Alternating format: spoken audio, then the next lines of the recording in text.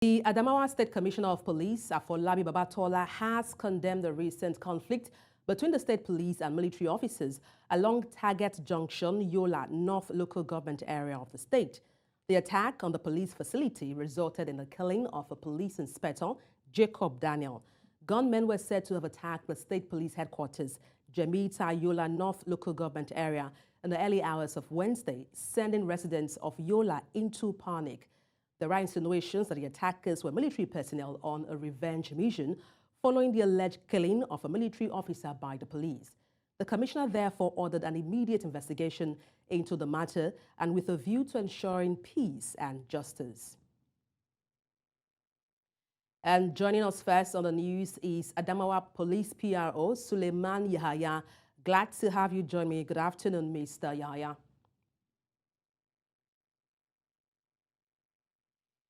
If you can hear me, good afternoon. I can hear you loud and clear. Okay, fantastic. Let me proceed then. Can you give us your own update regarding the attack that occurred in Adamawa State?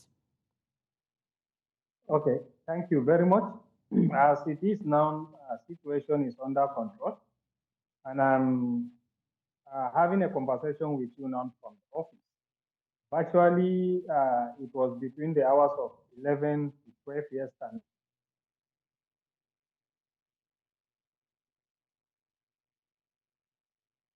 Mr. Yahaya, can you hear me? Yeah. Our men were mobilized. Hello? Yeah. The command mobilizes its operational machineries to prevent them from gaining entrance into the police headquarters. Instead, they stood beside the command base and we are shooting sporadically. That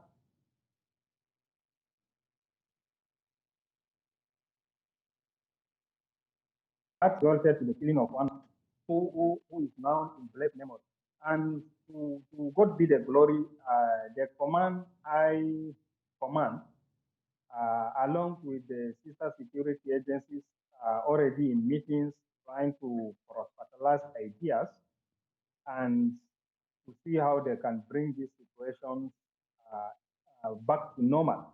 We already have a history that there's no way the command can achieve its operational strategies without working with the sister security agencies. So we cannot allow anything to stand in between the agencies because all we are after is to provide an enabling environment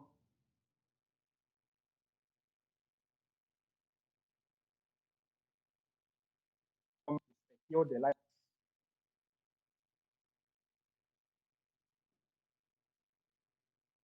Hello? You can proceed, Mr. Yahaya. I can hear you. Okay, thank you very much. I said actually the high command of the sister security agencies are already interfacing and finding lasting solutions. But as it is now, all we are interested is to ensure enabling environment is provided to the good people of Adamawa State, and whatever work doing will be done to ensure that such things never repeat itself. Okay, but what's your stake or response to this being an allegation that military personnel were having a revenge mission? Yeah, I equally read it on the news that military were on a revenge mission. But what actually happened was there's no record showing that the police killed a military personnel. But actually, there was a fracas that occurred at a particular stop and search exercise where somebody tried to disarm the police inspector and he resisted that attempt and he shoots professionally on the leg of the person that attempted to disarm him. Having succeeded in doing that, the others who were there with him escaped. So he virtually picked the one he shot. He brought him to headquarters, and the commissioner of police directed that he should be taken to hospital for medical attention, and that was done. And nobody lost his life as far as the command is concerned. And the attack is what resulted in the command losing one officer. As I'm talking to you now, we have our officer that is already in the mortuary, and we extended condolence to the family, and we are doing everything possible to see that such things never happen again. But are you in communication with the leadership of the army regarding this incident? I said it already. The command management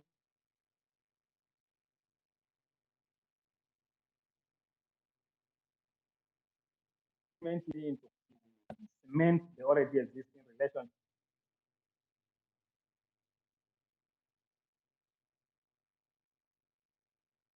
All right, we'll have to move on to our other guests for conversation regarding this incident. Thank you so much for your time. Suleiman Yahaya, Director of Programs, thank you so much. Police PRO, thank you so much. And now let's speak with another guest in Adamawa State, Ojoma, who joins us on the news. Good afternoon, Ojoma, are you there?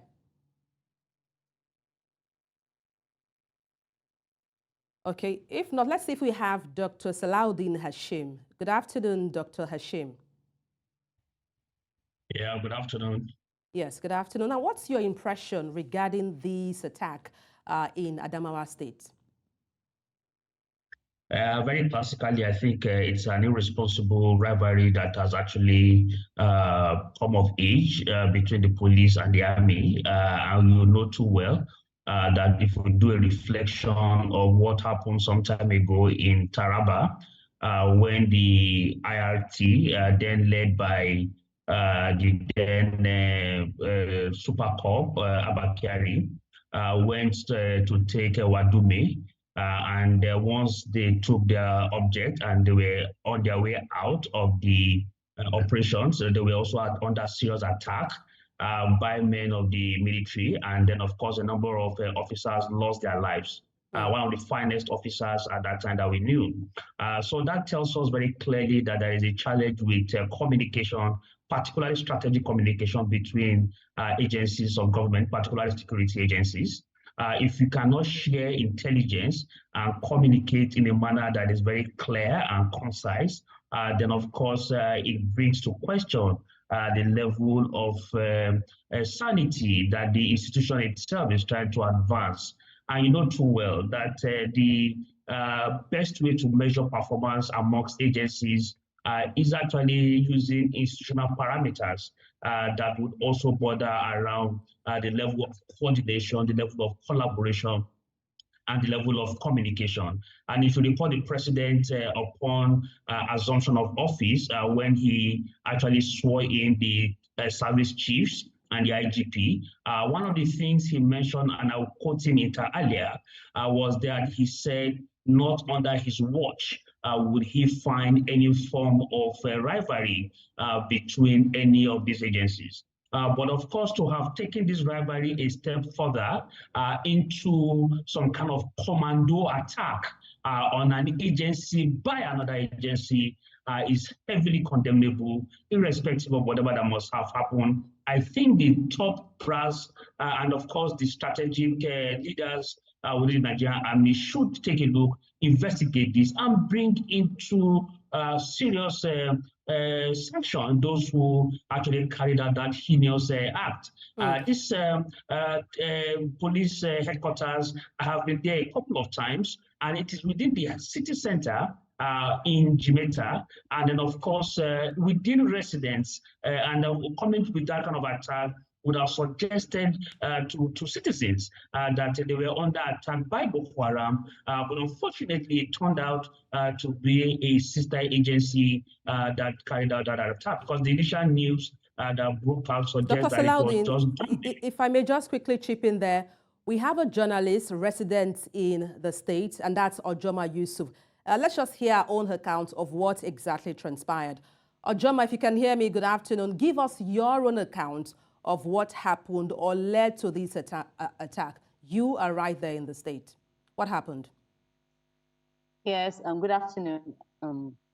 What happened exactly was that, okay, at towards 9, I think 9:10 in the evening yesterday, it happened that we had gunshot. In short, I stay close to the police headquarters. My house is just trackable to the police headquarters.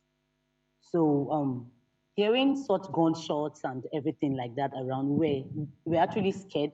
At first, there were rumors all over, and people were like, it's not, it's the soldiers shooting at the police headquarters. So it was something we were all surprised about. Okay, what happened exactly and every other thing. But this morning we get to find out, because immediately I put a call through and then I asked some questions necessary. So I get to understand that it was the soldiers that came in, okay, because according to them, one of their men was killed by the police. Ojoma, yes. Yep, yes. Proceed. Let me allow you land. Proceed, please. Okay, and hearing that they were angered and they were given authority by their head, by their commander, to come in and then check what exactly was happening. That's from their own angle. And then the shooting started. Like they came in and then immediately the shooting started. Like it was as if it was war in Adamawa State, because even people that are far from our location get to understand that, like, they were hearing the gunshot from afar. So it was as if it was war that was happening. But at the end of the day, we get to find out that, okay, it was a rancor between the police and the military. Now, this leads me to my next question for you, Ojoma. How has this affected the security states in Adamawa State? How are residents reacting to this? Okay, for now, everything is calm, and although early hours today, people were scared, and then there was fear all over.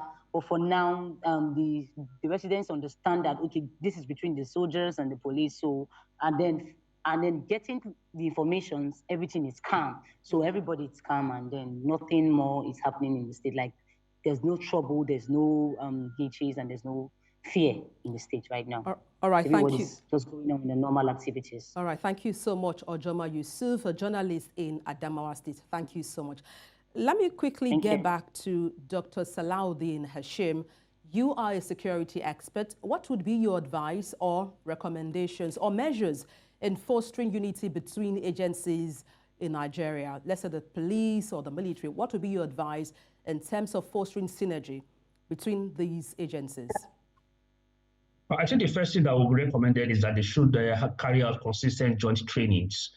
This would help to be able to get that level of understanding. At the tactical and strategic level, this kind of synergy happens, and it is very smooth. But I think it's at the operational level that you'll find this kind of disharmony. So it is important that consistent joint training at that level should also be carried out as a measure to contain and prevent this sort of reoccurrence. And again, there must be some level of code of conduct that will be given to men at that level. I think the problem largely is with the rank and file, and there's a need to pay a lot more attention to that, design a code of conduct that would help. Lastly, for me, is in the process of discharging your duty, rules of engagement must be standardized to ensure that whether you are dealing with civilian or you are dealing with an esprit de corps, it is very clear that you must apply a standard procedure. But of course, because of some level of poor regulations, particularly with the police, because police has had problems with almost every agency. If you go to Lagos, every week you hear police and Navy, police and Air Force. So there must be something particularly wrong in the manner within which the rules of engagement are deployed. So that for me is very important. And finally, is strategic communication component. There must be institutionalized interagency strategic communication that must be developed, and those codes must be understood by everybody, and it must be disseminated, and they must have some common ground within which they can function without any form of disparity. That, for me, is the best way to go. All right, thank you so much for your expertise, Dr. Salaudeen Hashim, a security expert. Thank you so much. Thank you very much for having me.